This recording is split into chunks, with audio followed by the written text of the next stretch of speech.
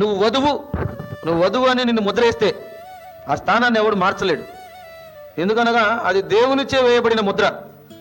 అత్యంత లోతైనటువంటి బోధతో కూడిన ఆ స్థానాన్ని కలిగి ఉన్నది వధువు ఈరోజు.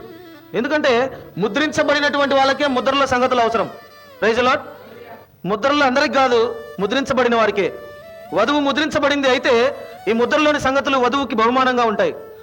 అందుకనే వధువు స్థానము అత్యంత లోతైన బోధను కూడా గ్రహించే స్థానం అయి ఉన్నది. Praise the lord. అయితే వధువు అంటే ఎలా ఉంటుందంటే ఆమె ఈ ముద్రలో ఉన్న వెలుగులో నుంచి నడుస్తూ ఉంటుంది. Praise the lord. మొదటి నుండి ఈ ముద్రలు ఏవైతే ఉన్నాయో అందులో దేవుడిచ్చిన వెలుగు. ముద్రలలో మన చీకటిని, మూసుకుపోయిన చీకటిని చూసాం. ఇక్కడ ఎఫెసు నుండి స్ముర్ణ, పెర్గము, తుయతైరలలో కొద్దిగా వెలుగు అంతమవుతూ వచ్చింది. కానీ వధువు మాత్రం వెలుగులోనే నడుస్తూ వచ్చింది. Praise the lord. వధువు చీకట్లకు వెళ్ళిపోలే. ఎందుకనగా ఆమె విమోచన దినం వరకు ముద్రించబడి ఉంది.